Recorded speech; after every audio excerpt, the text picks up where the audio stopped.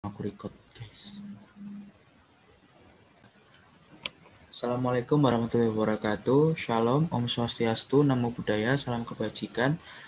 Sebelumnya yang terhormat kepada Ibu Firda Hidayati, Esos MPA DPA selaku dosen mata kuliah kepemimpinan kelas G. Di sini kami dari kelompok 3 akan mempresentasikan hasil dari kelompok kami. Sebelumnya, perkenalkan saya Adam Daniswara sebagai moderator dalam presentasi kali ini. Untuk selanjutnya, silahkan memperkenalkan diri terlebih dahulu. Nama saya Rida Kairunisa. Nama saya Krisna Pujangga. Saya Vidya Rindianita. Saya Sinati Setianingtya.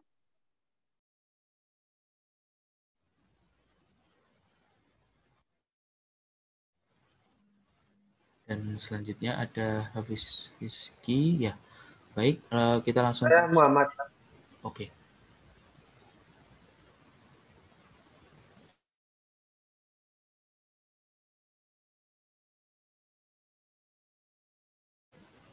Baik, di sini ada 5 soal yang masing-masing akan dijawab oleh anggota kami.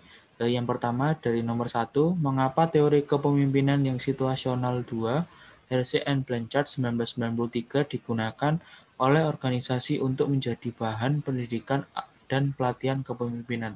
Langsung dijawab. Silakan. Ya,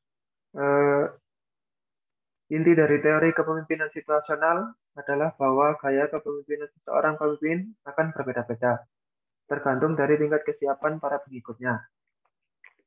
Pemahaman fundament dari teori kepemimpinan situasional adalah tentang tidak adanya gaya kepemimpinan yang terbaik. Kepemimpinan yang efektif adalah bergantung pada relevansi tugas, dan hampir semua pemimpin yang sukses selalu mengadaptasi gaya kepemimpinan yang tepat. Seorang pemimpin agar efektif, ia harus mampu menyesuaikan gayanya terhadap tuntutan situasi yang berubah-ubah. Teori kepemimpinan situasional juga bertumbuh pada 2 konsep fundamental, yaitu tingkat kesiapan atau kematangan individu atau kelompok sebagai pengikut, dan juga gaya kepemimpinan. Jadi yang pertama, mengapa bisa menjadi untuk bahan pendidikan? Karena pemimpin harus memiliki orientasi agar sumber daya manusia dalam ruang lingkup pendidikan dapat dikoordinasikan untuk bekerja secara optimal dalam mencapai tujuan yang ada. Tujuan ini meliputi tujuan baik dalam lingkup aktivitas kelas, satuan pendidikan, maupun departemental. Yang kedua, teori ini digunakan dalam pelatihan kepemimpinan karena berorganisasi atau berkelompok sangat membutuhkan seorang pemimpin yang memiliki kemampuan untuk berperan dalam meningkatkan kemampuan sumber daya manusia. Oleh karena itu, para pemimpin pada sebuah organisasi sedapat mungkin berperan sebagai penentu arah bagi sumber daya manusia, dan juga sedapat mungkin menjadi agen perubahan, juru bicara, dan pelatih. Terima kasih.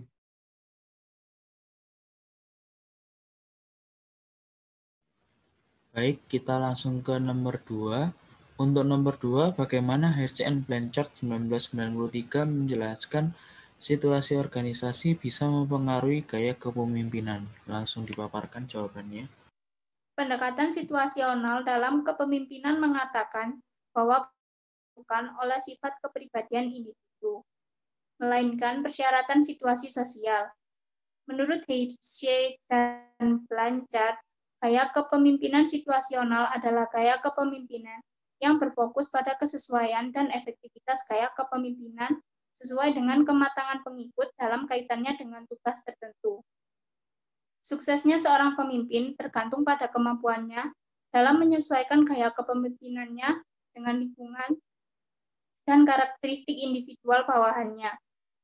Untuk menentukan gaya yang paling efektif dalam menghadapi keadaan tertentu, maka perlu mempertimbangkan kekuatan yang ada dalam 3 unsur, yaitu diri pemimpin, bawahan, dan situasi secara menyeluruh. Gaya kepemimpinan ini dikenal pula sebagai kepemimpinan tidak tetap atau kontingensi yang secara harfiah berarti pendekatan kemungkinan. Asumsi yang digunakan dalam gaya kepemimpinan ini adalah bahwa tidak ada gaya satupun yang tepat bagi setiap pemimpin dalam segala kondisi. Oleh karena itu, kepemimpinan situasional akan menerapkan suatu gaya tertentu berdasarkan pertimbangan atas faktor-faktor seperti pemimpin, pengikut, serta situasi, dalam arti struktur, peta kekuasaan, dan dinamika kelompok. Seorang pemimpin yang efektif harus menggunakan gaya kepemimpinan yang berbeda dalam situasi yang berbeda, jadi tidak tergantung pada satu pendekatan untuk semua situasi. Pandangan ini menyarankan agar seorang pemimpin mampu membedakan gaya kepemimpinan, membedakan situasi, dan menentukan gaya yang sesuai untuk situasi tertentu serta mampu menggunakan gaya tersebut secara benar. Sekian, terima kasih. Baik, kita lanjut ke nomor 3.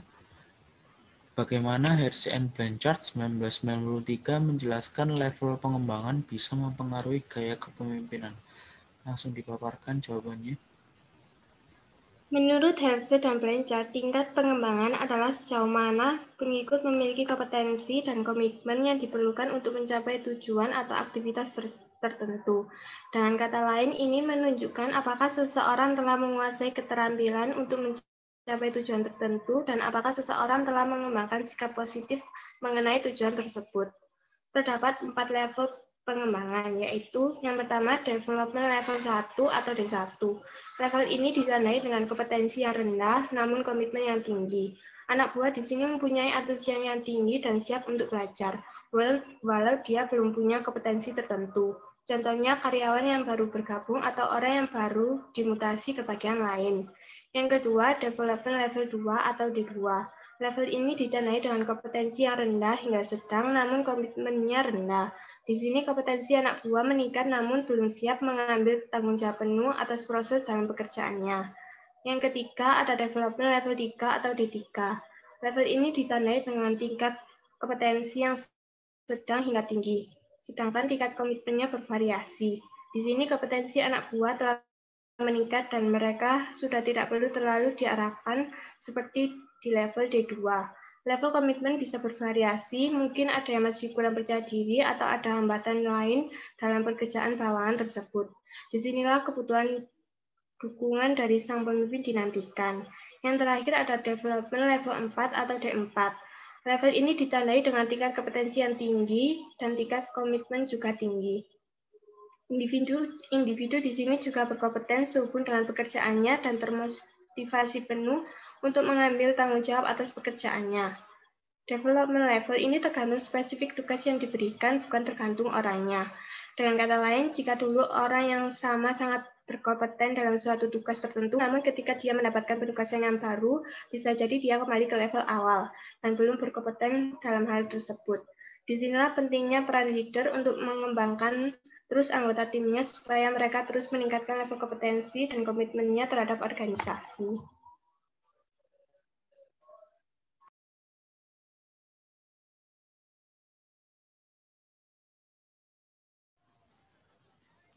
Baik, langsung saja kita ke nomor 4.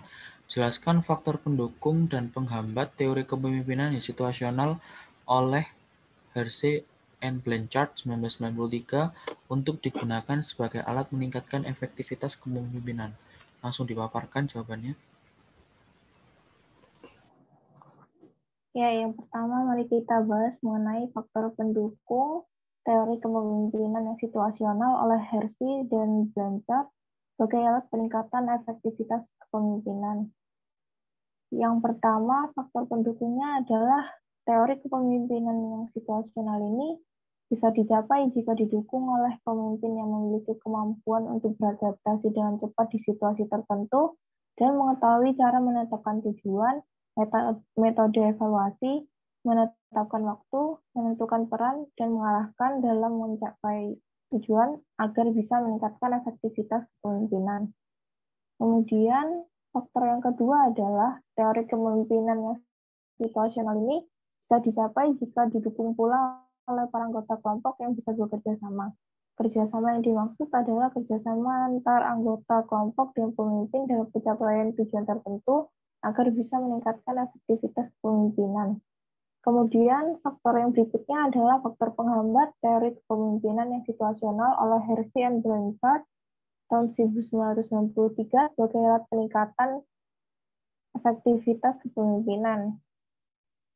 Faktor ini adalah ketidakmampuan dalam memetakan atau menganalisis perilaku seorang pemimpin malah akan menghambat peningkatan efektivitas kepemimpinan. Dalam hal ini, pemimpin tidak mampu memprediksi dan menjelaskan masalah-masalah yang dihadapi sebagai seorang pemimpin, sehingga keputusan yang diambil juga tidak tepat sasaran dan menjadi tidak efektif. Pemahaman terhadap kepemimpinan ini membutuhkan beberapa kerangka pendekatan, baik dari aspek psikologis, sosiologis, antropologis, maupun politik. Sekian dan terima kasih.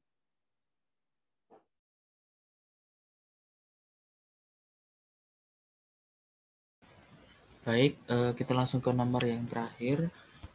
Nomor 5, jelaskan apa saja kekuatan dan kelemahan teori kepemimpinan situasional oleh Hersey and Blanchard. Iya, nomor 5 ya. Sebelum saya menjelaskan kekuatan dan kelemahan, saya akan menjelaskan sedikit dulu ya tentang teori Hersey dan Blanchard. Teori Hersey dan Blanchard ini berfokus pada karakteristik kematangan bawahan sebagai kunci pokok situasi yang menentukan keefektifan perilaku pemimpin. Maksud dari kematangan ini itu adalah tingkat kemampuan atau orientasi bawahan dalam menerima atau menolak suatu tugas atau arahan yang diberikan oleh pemimpinnya. Dalam teori Hersey dan Blanchard ini juga terdapat 4 gaya kepemimpinan, yaitu gaya mengatakan, gaya menawarkan, gaya partisipasi, dan gaya pendelegasian. Sedangkan untuk kekuatan dalam teori ini sendiri itu ada 4 poin. Poin pertama itu, pemimpin bisa lebih dekat mengenal bawahannya. Mengapa demikian? Karena terdapat gaya mengatakan, yaitu pemimpin memberikan arahan kepada bawahannya untuk melakukan suatu pekerjaan dan pemimpin tersebut bisa melihat seberapa baik bawahan tersebut dalam mengerjakannya. Mengapa di sini bisa dikatakan pemimpin dapat mengenal bawahannya. Terus untuk kekuatan kedua sendiri itu, pemimpin mendapat banyak ide atau masukan. Karena pada posisi ini, pemimpin menerapkan komunikasi dua arah pada bawahannya. Yang tersebut terdapat di dalam gaya menawarkan dan menjual. Terus untuk kekuatan ketiga sendiri itu, pemimpin banyak mendapatkan informasi yang berada di lapangan ataupun terdapat di dalam kantor. Mengapa? Karena pemimpin sering bekerja sama dengan bawahannya, baik itu di tingkat dalam kantor maupun di luar kantor. Dan gaya yang berperan tersebut adalah tingkat kematangan berpartisipasi. Sedangkan untuk poin kekuatan keempat itu adalah pekerjaan atau arahan dari pemimpin kepada bawahannya menjadi lebih ringan. Mengapa demikian? Karena tugas dan wewenang yang ditanggung oleh pemimpin didelegasikan kepada bawahannya. Dan penerapan tersebut terdapat dalam gaya delegasi yang terdapat dalam teori ini. Jadi bisa dikatakan pada teori Hersey dan Blanchard ini, kekuatan itu berguna untuk mengetahui karakteristik bawahan supaya dapat berkembang ke arah yang lebih baik. Sedangkan untuk kelemahan sendiri itu, mungkin seperti yang saya katakan tadi, karena banyak masukan atau ide yang terima pemimpin, sehingga pemimpin jadi kurang percaya diri terhadap pandangannya sendiri. Jadi dia harus selalu mendengarkan apa yang dibicarakan oleh bawahan atau temannya tersebut. Sedangkan untuk yang kedua sendiri, karena di sini pemimpin lebih dekat mengenal bawahannya, jadi tugas yang diberikan pemimpin kepada bawahan pasti berbeda. Jadi pemimpin mengetahui tugas mana yang seharusnya dilakukan oleh dia dan yang seharusnya dilakukan yang tidak seharusnya dilakukan oleh dia. Jadi akan ada timbul rasa iri hati terhadap setiap bawahan, terhadap tugas yang diberikan pemimpin. Mungkin itu saja yang dapat saya sampaikan pada jawaban kali ini. Kurang lebih mohon maaf. Wassalamualaikum warahmatullahi wabarakatuh. Moderator. Baik, terima kasih atas pemaparannya dari nomor 5. kesimpulan yang bisa diambil dari nomor 1 sampai 5 adalah bahwa masing-masing soal memiliki kesinambungan. Yang dijelaskan di sini dari teori Blanch dan Richard, yaitu menjelaskan bahwa sebenarnya dalam gaya kepemimpinan tidak ada yang lebih baik dan tidak ada yang lebih buruk, karena pada dasarnya seorang pemimpin jika memilih atau memakai gaya kepemimpinan harus sesuai dengan organisasi atau instansi yang ada di situ. Dalam hal ini, gaya yang diterapkan yang dijelaskan dalam teori ini adalah gaya situasional, di mana gaya ini menyesuaikan dengan keadaan yang ada. Oleh karena itu, kepemimpinan situasional ini akan menerapkan suatu gaya tertentu berdasarkan pertimbangan atas faktor-faktor seperti pemimpin, pengikut, serta situasi dalam arti struktur, peta kekuasaan, dan dinamika kelompok.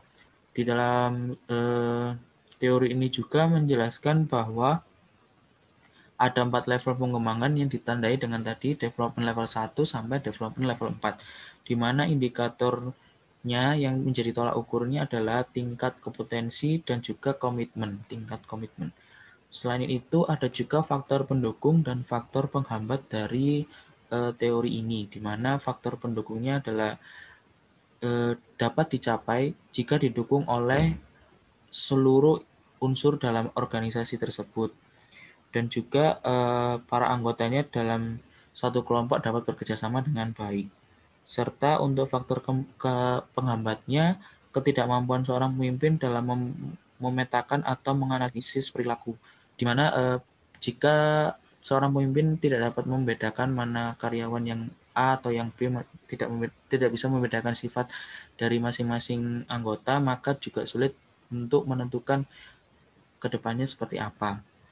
Dan juga ada beberapa indikator yang bisa membuat teori ini bisa efektif, seperti pemimpin lebih mengenal bawahannya, dan yang kedua mendapat banyak ide atau masukan dari dua arah, jadi tidak satu arah, serta ada banyak mendapat informasi juga dari bawahan. Jadi sebagai seorang pemimpin juga bisa mendengar dari bawahannya juga, tidak menentu tentang ide seorang pemimpin, serta dapat memberikan pekerjaan atau job desk yang sesuai dengan kemampuan atau kompetensi dari seorang anggota tersebut. Baik, demikian hasil presentasi dari kami. Jika ada salah kata atau kalimat yang kurang berkenan, saya selaku moderator mewakili teman-teman meminta maaf. Terima kasih sebelumnya. Assalamualaikum warahmatullahi wabarakatuh.